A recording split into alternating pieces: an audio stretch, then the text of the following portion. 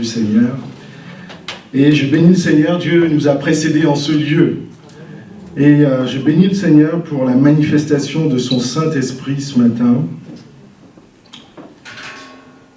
Dieu en cela, quand il parle à son peuple, c'est pour confirmer qu'il est toujours présent. Il a dit, je serai avec vous tous les jours jusqu'à la fin du monde.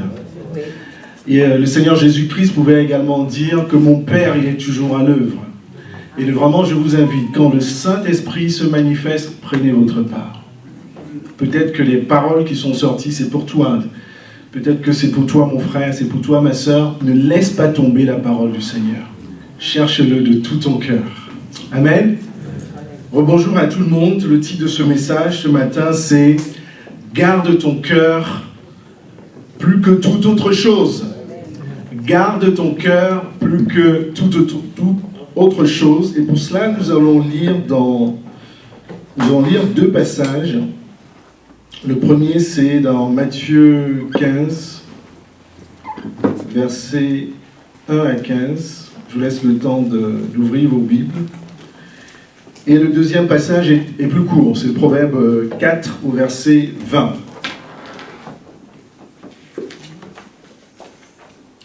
Dans Matthieu 15, versets 1 à 15, la parole de Dieu nous dit ceci. « Alors des pharisiens et des scribes vinrent de Jérusalem auprès de Jésus et dirent « Pourquoi tes disciples transgressent-ils la tradition des anciens ? Car ils ne se lavent pas les mains quand ils prennent leur pain. » C'était pas la période du Covid, il n'y avait pas de Covid en ce moment. Mais les pharisiens, ils étaient derrière Jésus pour voir si les disciples et Jésus ne commettaient pas de faute. Il répondit, « Et vous, pourquoi transgressez-vous le commandement de Dieu au profit de votre tradition ? Car Dieu dit, honore ton père et ta mère, et celui qui maudira son père ou sa mère sera puni de mort. » C'est ce que disait la loi de Moïse. Verset 5, « Mais vous, vous dites, celui qui dira à son père ou à sa mère, ce dont j'aurais pu t'assister est une oblation à Dieu, c'est-à-dire une offrande à Dieu. » Et donc Jésus les coince en disant, vous-même qui êtes attachés à la loi, vous ne respectez pas cette loi. Jésus en gros est en train de leur dire que normalement la loi vous demande d'honorer votre père, votre mère, mais vous ne faites pas ça. Comme vous avez quelque chose à donner à votre parent, vous dites que c'est plutôt à Dieu que je dois donner, et vous prenez un prétexte pour ne pas honorer vos parents. Ils ne savaient pas que, mes bien-aimés, Jésus était Dieu. Hein. Impossible de coincer notre Seigneur Jésus. Verset 5, « Mais vous, vous dites, celui qui dira à son père ou à sa mère, ce dont j'aurais pu t'assister est une oblation, n'est pas tenu d'honorer son père ou sa mère. Ainsi, vous avez annulé la parole de Dieu au profit de vos traditions. Hypocrite. Isaïe a bien prophétisé sur vous quand il a dit « Ce peuple m'honore des lèvres, mais son cœur est très éloigné de moi. C'est en vain qu'ils me rendent un culte en enseignant des doctrines qui ne sont préceptes humains. » Et nous pouvons lire un peu plus loin, et vous connaissez certainement ce passage, mais nous allons sauter, nous allons lire plutôt à partir du verset 16. Et Jésus lui dit, vous êtes, vous sans intelligence, verset 17, ne saisissez-vous pas que tout ce qui entre dans la bouche va dans le ventre, puis est rejeté à l'écart. Mais ce qui sort de la bouche provient du cœur, c'est ce qui rend l'homme impur. Car c'est du cœur, retenez ceci, c'est du cœur que viennent les mauvaises pensées, les meurtres, les adultères, les prostitutions, les vols, les faux témoignages, les blasphèmes. Voici ce qui souille l'homme, mais manger sans être lavé les mains, cela ne rend pas l'homme impur. Nous allons lire un deuxième passage dans Proverbe 4, au verset 20. Et c'est ce passage finalement qui est le titre de ce message. Proverbe 4, verset 20, qui nous dit ceci. C'est verset 23. « Garde ton cœur plus que toute autre chose, car de lui viennent les sources de la vie. » Amen. Est-ce que nous pouvons nous tenir debout? Nous allons demander la grâce du Seigneur. Nous allons demander de nous aider. À ce que notre cœur soit ouvert ce matin, est-ce que nos esprits soient concentrés sur la parole de Dieu, à ce que nous puissions contempler notre Dieu aussi dans sa bonté, dans la fidélité de sa parole, dans la profondeur de sa parole. Alors élevons nos voix tous ensemble.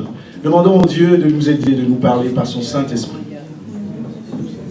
Seigneur, nous te rendons grâce ce matin et nous te bénissons, Seigneur, parce que là où tu es, Seigneur, est les sources, Seigneur, mon Dieu, de la vie. Seigneur, je te bénis, Seigneur, et je m'humilie, Seigneur, devant ta face, devant ta présence. Je loue ton nom, Seigneur, de tout mon cœur. Je m'approche de toi, Seigneur, parce que tu es mon roi, tu es mon Dieu. Tu es ma source, Seigneur, mon Dieu de vie. Seigneur, je te bénis encore parce que tu as montré que tu es présent dans nos vies. Tu es présent, Seigneur, mon Dieu, ce matin. Tu nous connais mieux que nous-mêmes, Seigneur. Tu connais le fond de nos cœurs. Seigneur, c'est toi qui sondes les cœurs. C'est toi qui sondes les reins. Je te bénis, Seigneur, afin que tu délivres tout esprit d'incrédulité, tout esprit de religion, Seigneur, soit chassé de ce lieu par le nom de Jésus-Christ. Et tu prépares nos cœurs, Seigneur, qu'ils soient fertiles à te recevoir. Seigneur, nous ne pouvons rien sans toi. Je ne peux rien, Seigneur, mon Dieu, sans toi. Et je te prie par ta grâce que ton Saint-Esprit fasse les œuvres, ton œuvre, Seigneur, mon Dieu, dans les vies, dans les cœurs, Seigneur, mon Dieu, ce matin. Seigneur, nous voulons te laisser toute la place, afin que tu fasses ce que tu veux, que tu fasses ce que tu as prévu. Seigneur, nous te bénissons par le nom de Jésus-Christ. Amen. Amen. Garde ton cœur plus que toute autre chose, car de lui viennent les sources de la vie. Vous savez, le Seigneur a mis ce message dans mon cœur. Il y a quelques mois, je rentrais du travail comme ça, et je ne sais plus si je marchais ou j'étais dans le train, et je parlais à mon Dieu. Je dis, Seigneur, aide-moi à être agréable. Seigneur, aide-moi, Seigneur, à être vrai avec toi. Aide-moi, Seigneur, à être sincère avec toi. Seigneur, aide-moi à être authentique. Vous savez, les hommes et les femmes, même dans l'Église, peuvent avoir une certaine idée de vous. Mais Dieu a la vraie idée de ce que vous êtes réellement. Et vous savez, je m'attendais à ce que le Seigneur me dise alors va visiter les malades, serre-moi davantage dans ta maison, occupe-toi des jeunes, etc. Rien à faire. C'est pas ce que le Seigneur m'a dit. Et donc je continuais de parler, je dis, mais Seigneur, parle à mon cœur. Et j'attendais qu'il me parle. Parfois, vous savez, le Seigneur peut être silencieux. C'est pas qu'il n'est pas présent, c'est qu'il ne veut pas vous parler à ce moment-là. Et là, au bout d'un moment, la parole du Seigneur sort, il me dit, Seigneur, il me dit, René, garde ton cœur plus que toute autre chose. Je dis, mais Seigneur, qu'est-ce que tu es en train de me dire? Et là, il m'invite à aller méditer. Très souvent, le Seigneur me fait ça. Il ne me donne pas tout ce qu'il veut me dire, mais il dit, va le méditer et tu comprendras. Et est-ce que ça vous arrive? J'étais pas fou, hein, mais je parlais au Seigneur, j'étais tout seul comme ça. Garde ton cœur plus que toute autre chose. Et le Seigneur m'invite à aller méditer, et ça a pris des mois et des mois. Et je pense à ce passage-là, où quand Samuel allait chercher le roi qui était normalement désigné pour Israël, et la parole de Dieu nous montre que le père de David a fait passer ses fils, plusieurs fils, devant Samuel. Et il a montré Dieu, et il y a un de ses fils qui s'appelle Eliab, qui était grand et costaud. Et Samuel, quand il regardait avec ses yeux, il disait, mais certainement c'est celui-là. Parce qu'il a une grande carrure, il est costaud, c'est sûr que c'est la volonté de Dieu. Et Dieu lui a dit, et le prophète Samuel a dit, l'homme, Dieu ne regarde pas à l'apparence, mais il regarde au cœur. Et ça a commencé, la méditation a commencé dans mon cœur, comme ça. En me disant, Seigneur, qu'est-ce que tu veux de moi? Seigneur, qu'est-ce que tu veux de moi? Comment tu veux que je garde mon cœur plus que toute autre chose? Et je reviens sur ce passage que nous avons lu, en fait. Et vous voyez, il n'y a pas que les disciples de Jésus qui le suivaient. Il y avait également les pharisiens qui étaient à côté, je vous disais. Et les pharisiens épiaient Jésus. Ils épiaient aussi les disciples. Ils épiaient leur comportement pour voir la petite faute.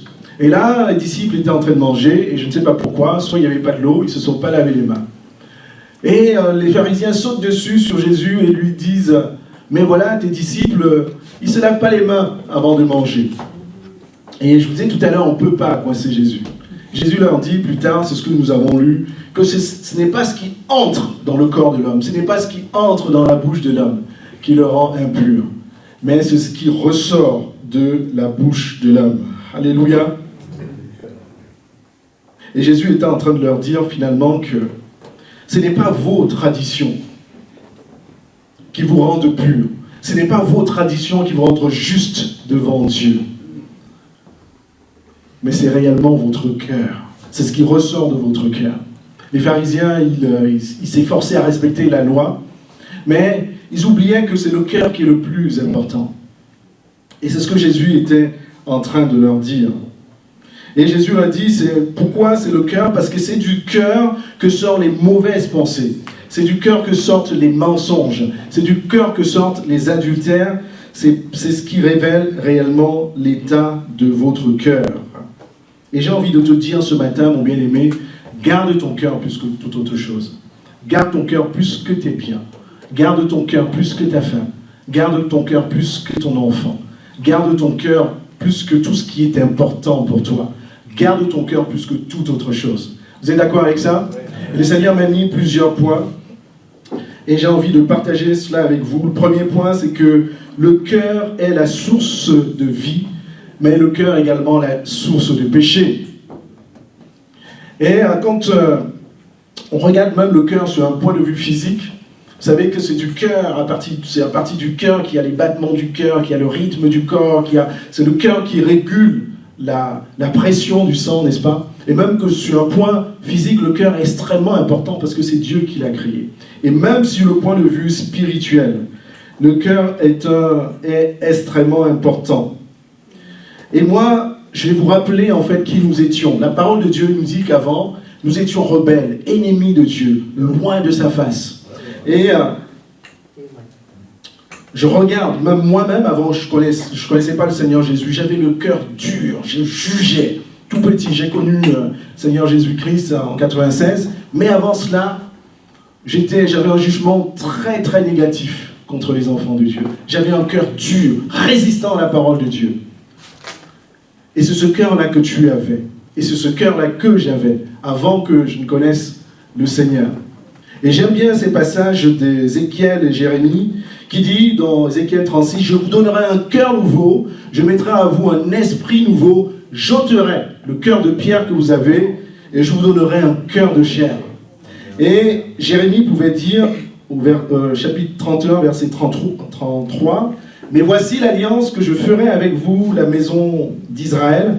Après ces jours-là, dit l'Éternel, je mettrai ma loi au-dedans d'eux, je l'écrirai dans leur cœur, et je serai leur Dieu, et ils seront mon peuple. » Dieu est en train de dire deux choses.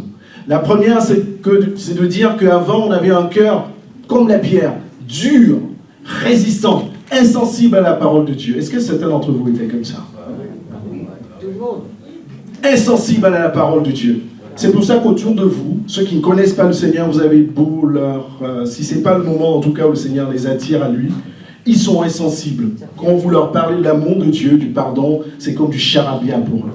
La deuxième chose que la parole est en train de nous dire, c'est que quand Dieu il a changé ton cœur de pierre en cœur de chair, c'était pour préparer ton cœur, afin que ton cœur puisse recevoir sa parole. Et donc la deuxième chose que le Seigneur a faite, parce que ça ne suffisait pas de changer ton cœur en cœur de chair, il a écrit la parole dans ton cœur. Alléluia. Et la parole de Dieu nous dit que la parole de Dieu, c'est la source de vie. Il a écrit l'amour de Jésus dans ton cœur. Il t'a montré combien Jésus était bon. Il t'a montré ton point de départ, que tu étais dans le péché. Et c'est pour ça que je dis que le cœur est la source de vie. Alléluia. Parce que c'est à partir du moment où Dieu a écrit la parole de ton cœur que tu as eu la vie. La Bible nous dit que quand ceux qui ne connaissent pas le Seigneur sont morts, ceux qui ne sont pas remplis de l'Esprit de Dieu, qui ne connaissent pas le Seigneur sont morts. Et nous avons la vie parce que Dieu, de sa main en or, il a écrit sa parole dans notre cœur. Alléluia. Le cœur est la source de la vie. Et je bénis le Seigneur ce matin parce que beaucoup d'entre nous ont la parole de Dieu dans leur cœur. Mais ce n'est pas tout, mes bien-aimés, parce que si le cœur est la source de la vie, le cœur également peut être la source de la mort. Je vais employer des termes très forts, mais ce sont des termes bibliques, afin que nous puissions comprendre la profondeur, la parole de Dieu autour du cœur. La Bible nous dit que le cœur est tortueux. Lorsque vous voyez des hommes qui sont méchants, entre guillemets, des hommes en fait qui ont des actes, qui posent des actes et des actions qui sont réprimandables, qui sont agressives, etc. Qu'est-ce qui est important à vos yeux? Est-ce que c'est les actes? Quelle est l'origine de leur comportement? Tout vient du cœur, n'est-ce pas? C'est pour ça qu'on dit tel homme est dur, tel homme est méchant, et ainsi de suite. Et c'est conforme à la parole de Dieu, parce que la parole de Dieu nous dit dans Jérémie 17, verset 9, que le cœur est tortueux. Par-dessus tout, il est méchant, qui peut le connaître? Et Jésus pouvait renchérir dans Matthieu 15, verset 19, en disant « Car c'est du cœur que viennent les mauvaises pensées. » On l'a lu tout à l'heure, les meurtres, les adultères, etc. C'est pour ça que je vous disais tout à l'heure qu'on dit, et certainement vous l'avez déjà dit, mais cet homme-là, mon oncle, mon cousin, mon père, il avait le cœur dur, il avait le cœur méchant. Moi aussi, tout jeune, j'avais un cousin dont je pensais, et je disais, mais il a le cœur méchant. Il était en train de voler tout ce qu'il trouvait sur son passage. Tu aurais pu tout lui donner. Et pourtant, il était dans une famille assez bien, etc. Mais tu aurais pu lui donner tous les biens. Il était toujours en train de subtiliser, de voler. Il était même capable de voler ce qui lui appartenait. Parce qu'il avait le cœur méchant, il avait le cœur mauvais. Et c'est comme ça que nos cœurs étaient avant. Donc je vous disais que le cœur peut être également la source de péché. Et si vous êtes d'accord avec tout cela, si je vous laissais comme ça ce matin, vous allez dire, mais il manque quelque chose. Comment, Seigneur, garder mon cœur contre plus que toute autre chose? Et donc nous allons voir ce que le Seigneur a mis sur mon cœur. Et je vous disais que le cœur, finalement, c'est comme notre organe physique. En ce moment, je mange beaucoup moins de gras. C'est bien tout ce qui est gras, c'est bien les frites, les pommes de terre, etc. Mais c'est pas bon pour la santé. C'est pas bon pour le cœur. Amen. Et le Seigneur nous demande aussi un peu de sagesse. Et spirituellement, c'est aussi cela. Notre cœur, sur un point de vue spirituel, on doit y veiller, on doit faire attention. Parce que si on laisse notre cœur, sur un point de vue spirituel, si on ne veille pas sur notre cœur, il est comme la porte d'une maison ouverte. Il est comme une maison ouverte. Qu'est-ce qui peut se passer quand vous laissez votre porte, la porte de votre maison, de votre appartement ouverte? Il y a du vent qui peut rentrer, il y a de la saleté qui peut rentrer, il y a des voleurs qui peuvent rentrer, il y a la pluie qui peut rentrer, et il y a quoi d'autre? Il y a des bestioles qui peuvent rentrer. Avec la sœur, elle n'aime pas beaucoup les bestioles. Donc c'est comme ça que notre cœur est, et en fait, c'est pour ça qu'il faut veiller sur notre cœur. Et c'est comme une porte ouverte. Veiller, c'est protéger. Vous avez vu en ce moment, à cause des attentats, des alertes à attentats, il y a des veilles, n'est-ce pas? Des rondes. Il y a des militaires qui font des rondes. Et donc ils veillent. Dès qu'il y a quelque chose de suspect, eh bien, soit ils passent une information, soit ils agissent. Et vous êtes déjà allé dans les piscines, même à la mer, etc. Il y a des personnes qui veillent. Ils rôdent. Donc les yeux sont attentifs à tout ce qui se passe. Et c'est ce que le Seigneur t'invite à faire. C'est de veiller sur ton cœur. Garder ton cœur contre plus que toute autre chose, c'est veiller sur ton cœur. Et veiller sur quoi? Veille sur ce qui rentre par tes yeux.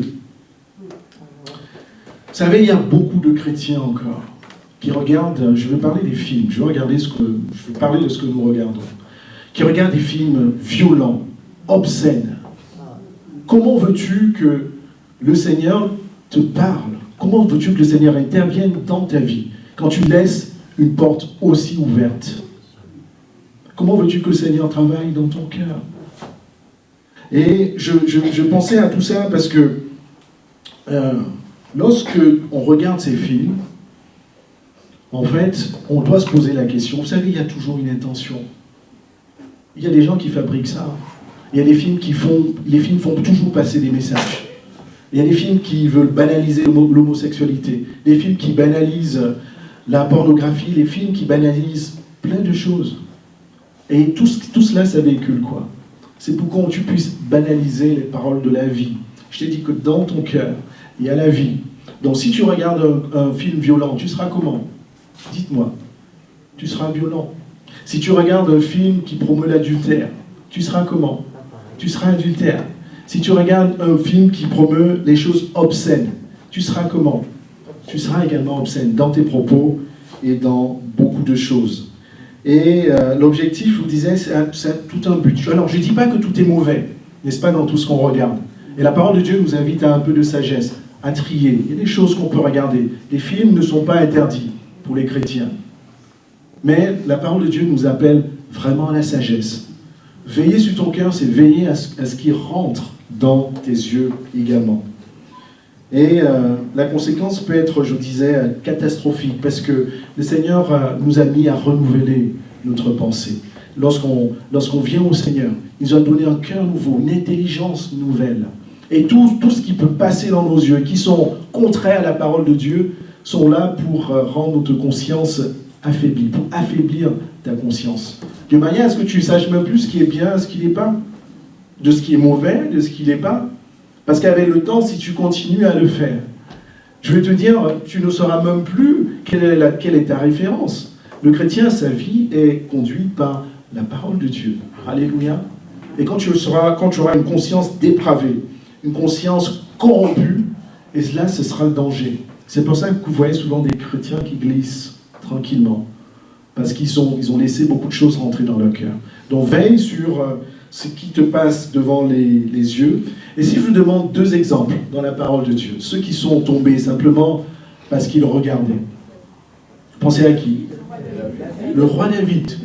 Et en effet, la parole de Dieu nous dit que David, il se baladait comme ça chez lui, et ses yeux vit comment? Ses yeux regarda, c'était la femme d'Uri. Il vit qu'il était très belle. Tout a commencé à partir du regard. Et c'est là qu'il est tombé dans le péché. On peut prendre un autre exemple, c'était Ève, tout à l'origine. Le Seigneur a donné des règles, etc. Et la Bible nous dit qu'à un moment donné, Ève, qu'est-ce qu'elle fait? Elle regarda. Elle regarda le fruit. Elle n'avait même pas goûté le fruit. Elle regarda et trouva que c'était bon. Moi, pour trouver, si vous m'invitez chez vous, que je vous dise que votre plat est bon, il faut que je goûte, n'est-ce pas? Mais elle avait simplement regardé. C'est comme si elle avait goûté avec ses yeux. C'est pour ça que, je veux dire, garde ton cœur plus que toute autre chose. C'est veiller également sur ce que tu regardes. C'est ce qui rentre dans tes yeux. Amen? Vous me suivez? Et donc, c'est pour ça que David avait dit, même dans le psaume 101 au verset 3, « Je ne mettrai quoi? Rien de mauvais devant mes yeux. » Donc, je t'invite, mon frère, ma soeur, si ce film, si c'est une émission télé, vous savez, il se passe même plein de choses, et je vois à travers ces émissions-là, je vois les véhicules, ce qui véhicule comme message. Il y a beaucoup d'émissions où on juge. On juge les mariages, on juge les gens, comment ils s'habillent, on juge tout. On juge comment ils parlent, on juge tout. Et ça, c'est une chose, c'est des émissions que tu affectionnes. Mais qu'est-ce que ça produit dans ton cœur? Je disais tout à l'heure que ta conscience sera dépravée. Tu ne sauras plus ce qui est bien, ce qui sera mal. Tu sortiras de là, même dans la maison de Dieu, tu vas juger les gens. Tu vas juger de comment ils s'habillent, tu vas juger de comment ils parlent. Parce que ta conscience est totalement affaiblie, dépravée. Vous voyez les dangers de tout ça? Donc veillons sur ce qui rentre dans nos yeux. Donc garde ton cœur plus qu'autre chose, c'est veiller sur ce qui rentre dans tes yeux.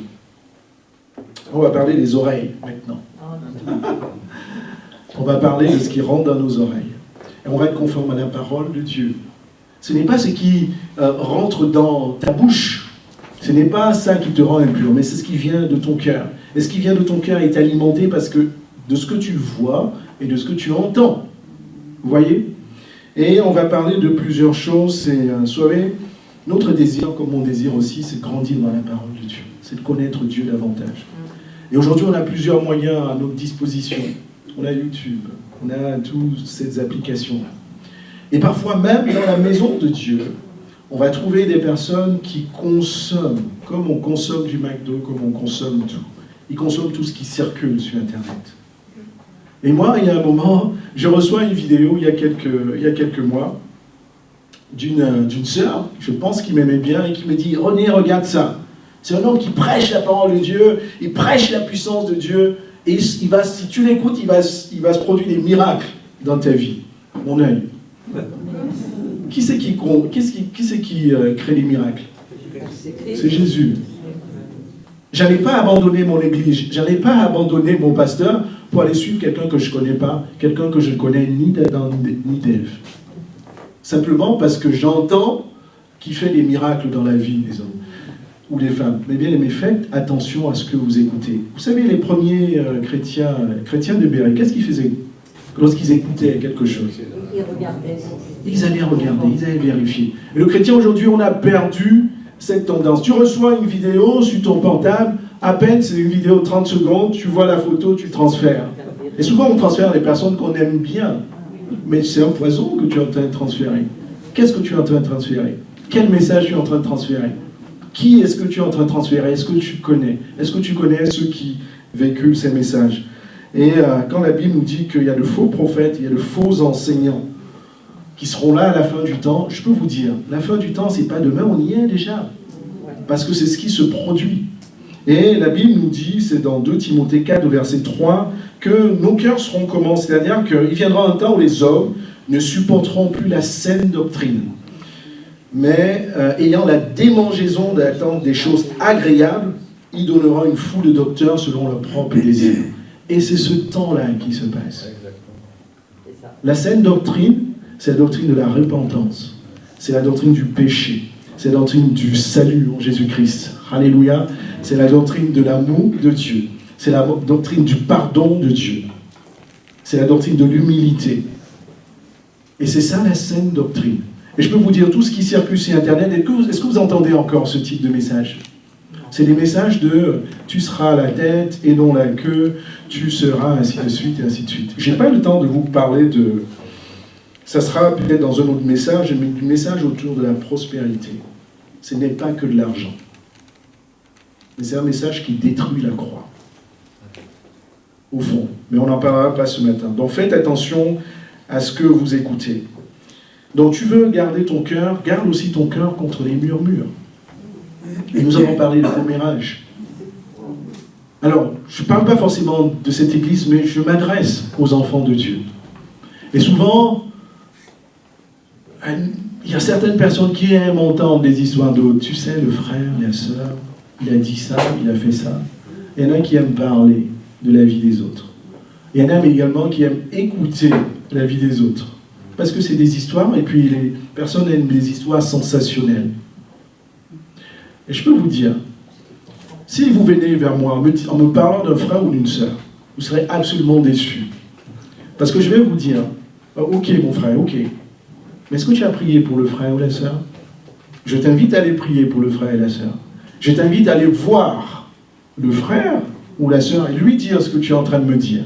Et ensemble, vous priez, vous demandez l'aide de Dieu. Est-ce que vous êtes d'accord avec ces démarches? Alléluia. Vous savez que les murmures, c'est ce qu'il y a eu de terrible dans la vie des Israélites, dans leur marche vers la terre promise. C'est une des raisons pour laquelle certains d'entre eux ne sont pas entrés dans la terre de Canaan, parce qu'ils murmuraient. Et souvent, le livre des Nombres est appelé le livre de murmures. On parle. Alors, ils murmuraient contre Dieu. On peut murmurer contre Dieu, on peut murmurer aussi contre nos frères et sœurs. Et c'était absolument dangereux, je vous en parle, parce que notre Dieu n'a pas changé. Tu ne porterais point de faux témoignages contre ton prochain. Et c'était absolument dangereux. Et ça reste dangereux. Parce que lorsque vous accusez injustement, ou que vous parlez injustement d'un frère ou d'une sœur, vous parlez injustement d'un enfant de Dieu. Et Dieu peut déployer toute sa colère contre vous. Alléluia, faisons attention à ce qu'on dit des frères ou des sœurs. Et une fois de plus, si tu ne viens pas vers moi parler d'un frère ou d'une sœur, ou plutôt viens vers moi pour dire qu'est-ce qu'on peut faire pour le frère ou la sœur. Amen. Comment avoir un cœur pur? C'est donc de refuter les faux témoignages. Et donc nous allons continuer. Donc comment garder ton cœur plus que toute autre chose? Veille à ce que toute racine d'amertume, de colère, de haine ne naisse, ne prenne corps dans ton cœur. Et c'est Paul qui disait dans Éphésiens 4, verset 31, que toute amertume, l'amertume c'est la tristesse, c'est un sentiment aussi de rancœur, on a envie de se venger, etc. Toute animosité, c'est un sentiment de malveillance. Parfois, il faut mettre une signification derrière le mot, hein, pour bien comprendre ce que nous dit la parole de Dieu. Et toute colère, toute clameur, la clameur, c'est tout ce qui est protestation, revendication, etc. Toute calomnie et toute espèce de méchanceté disparaissent du milieu de vous. Hébreux 12, verset 15, veillez à ce que nul ne se prive de la grâce de Dieu, qu'aucune racine d'amertume poussant des rejetons ne produise du trouble et que plusieurs en soient affectés. Donc il y a beaucoup de situations qui peuvent comme ça nous créer de l'amertume, de la rancœur dans notre cœur. Ce matin on parle du cœur, n'est-ce pas? Et la parole de Dieu nous met en garde contre ça. Et j'ai vu concrètement une femme dans ma famille qui avait été délaissée par son mari. C'est une situation, je souhaite à personne, que ce soit dans homme-femme ou femme-homme. Et moi, je peux comprendre que, voilà, elle a eu beaucoup de mal. Elle était dans le chagrin, etc. Mais je peux vous dire que la parole de Dieu, mes bien-aimés, elle est vraie. Tout ce qu'on lit, elle est réelle. Vous savez ce que ça lui est devenu? Malgré toutes les visites qu'on lui faisait, malgré tous les conseils, on est allé à plusieurs reprises prier pour elle. C'était peut-être pas le moment. Elle était dans le chagrin, dans la rancœur, dans l'amertume, etc. Elle en est tombée malade. D'une maladie que je ne citerai pas. Elle en est décédée.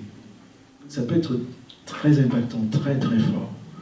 Je ne sais pas à qui je parle ce matin, mais si dans ton cœur, quelle que soit la raison, il règne encore, il demeure dans ton cœur de la rancune, de l'amertume, contre ton père, contre ta mère, contre ton frère, même contre ton patron. Ne laisse pas cette amertume dans ton cœur, parce que ça va te ronger. C'est la parole de Dieu qui dit ceci, hein, ça va te ronger. Là, elle dit, poussant des rejetons, ne produisent du trouble et que plusieurs n'en soient affectés. C'est pas moi qui l'ai écrit. Donc ne laissez pas toute racine amère. Vous savez, les racines, c'est ce qui prend corps, hein, c'est ce qui rentre. Quand vous voyez un arbre, la racine, c'est ce qui permet de tenir dans la terre. Et donc quand la parole de Dieu nous dit de racine, c'est qu'elle s'accroche sur ton cœur. Et c'est quelque chose qui peut être difficile à arracher. Et je te dis ce matin, demande la grâce de Dieu. Il te parle de ça, du cœur, ce matin, pour que le Seigneur puisse t'aider à déraciner cela. Qu'aucune racine d'amertume ne reste dans ton cœur. Donc garde ton cœur contre plus que toute autre chose. Et donc nous allons avancer. Vous savez, je voulais vous parler également de Judas. C'est un autre exemple. On montre quelqu'un qui était rempli d'avidité, qui était cupide, etc. Et vous connaissez comment comment l'histoire a terminé. Judas était parmi les proches de Jésus, il était parmi les premiers disciples de Jésus. Donc il a laissé en fait ses racines s'incruster dans son cœur. Et ça a produit de la haine contre Jésus, ça a produit de la trahison, et le reste, vous voyez. Donc c'est extrêmement dangereux. Est-ce que vous voulez toujours garder votre cœur plus que toute autre chose? Est-ce que vous voulez toujours le faire? Donc nous allons continuer, c'est veille sur tes fréquentations. Je vous parlais des choses assez basiques, terre à terre. Les fréquentations, c'est des personnes que nous fréquentons. Hein? Comme ça le dit. C'est des personnes souvent avec qui nous partageons des choses. Soit le sport, nous avons des affinités. Mais la Bible, là-dessus, nous appelle aussi à beaucoup de sagesse. Et je vais vous dire aussi très simplement, même dans la maison de Dieu, non pas qu'on doit avoir des soupçons de ceci ou de cela, mais si vous avez un frère ou une sœur qui n'a pas de crainte pour le Seigneur, c'est difficile de le fréquenter, sauf si vous allez l'aider pour prier avec lui. Vous voyez? Et donc, c'est encore pire quand on est dans le monde. La Bible nous dit que nous sommes des enfants de lumière. Qu'est-ce que tu as à partager avec quelqu'un qui n'est pas enfant de lumière? Sauf si tu veux lui partager l'amour et la parole de Dieu. Si tu veux garder ton cœur plus que toute autre chose, veille sur tes fréquentations.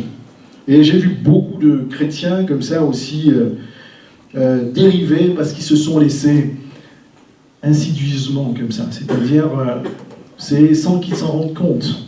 Ils se sont laissés partir comme ça, éloignés de la présence de Dieu, éloignés de la parole de Dieu, simplement à cause des fréquentations. Et je vous disais, ça peut être même des fréquentations de l'Église. Je vais toujours vous donner des exemples. Mon frère aîné, que j'aime beaucoup, il est charmant comme tout. Malheureusement, il ne connaît pas le Seigneur. Et donc, à chaque fois qu'on se voit, il aime beaucoup le jazz. Et à chaque fois, c'est René, est-ce que tu peux venir avec ta famille dans un club de jazz, etc. Ça fait 20 ans que je lui dis la même chose. Ça fait 20 ans que je lui dis, mon chéri de frère, tu sais, ok, c'est très gentil, mais c'est pas ma vie. Tu sais, c'est pas ma conviction. Mais il revient, et il revient. Et j'en parle parce que je sais que dans cette salle, il doit y avoir un jeune ou un moins jeune aussi. Dans ta vie, tu connais quelqu'un qui ne connaît pas le Seigneur, qui est proche de toi, et qui à chaque fois vient autour de toi, te proposer des choses qui sont contraires à la parole de Dieu. Et j'ai envie de te poser une question. Quelle va être ta réaction? Que vas-tu choisir? Vas-tu lui faire plaisir? Non. Ou tu vas faire plaisir à Dieu? Alléluia. Et souvent, c'est des personnes qui nous sont très proches. Je vous dis, mon frère, c'est mon frère chéri, c'est le premier de la famille. C'est lui qui s'est occupé de moi. Mais à un moment donné, j'ai fait un choix. C'est pas pour autant que je l'aime pas. Je l'aime beaucoup. Mais j'aime de tout mon cœur mon Seigneur Jésus. Alléluia. Je fais la part des choses. Et je t'en parle pour t'encourager, pour que tu puisses également faire attention à ça. Donc le Seigneur ne nous invite pas évidemment à rester reclus de la société, en dehors de la société. La Bible nous dit que nous sommes dans ce monde, vous voyez, vous êtes assis sur des chaises, etc. Mais nous ne sommes pas de ce monde. Spirituellement, tu n'es pas de ce monde. Ne serait-ce que quand le fait que le Saint-Esprit habite dans ton cœur, que tu sois le temple du Saint-Esprit, c'est un miracle extraordinaire. Là où tu es dans la présence de Dieu. Parce que Dieu est dans ton cœur. Tu n'es pas dans ce monde, même si tu es de ce monde. C'est pour ça que Dieu ne veut pas qu'on mélange les choses et qu'on fasse la part des choses.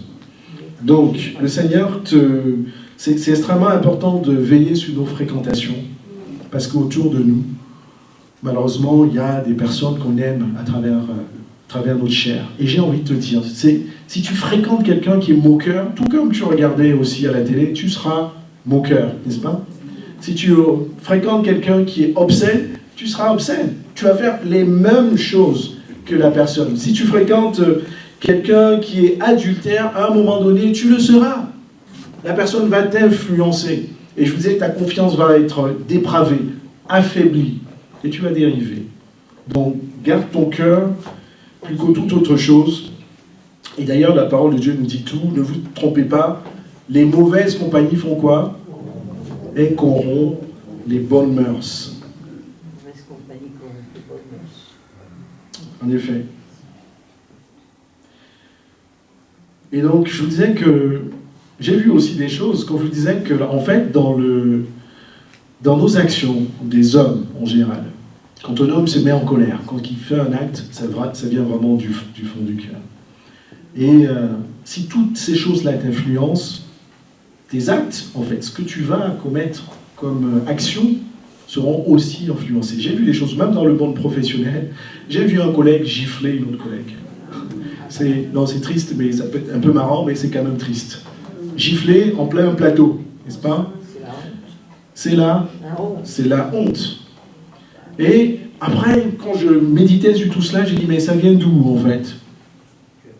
Vous pensez qu'il s'est levé, le bonhomme, mon collègue, pour dire, allez, je vais gifler Jacqueline?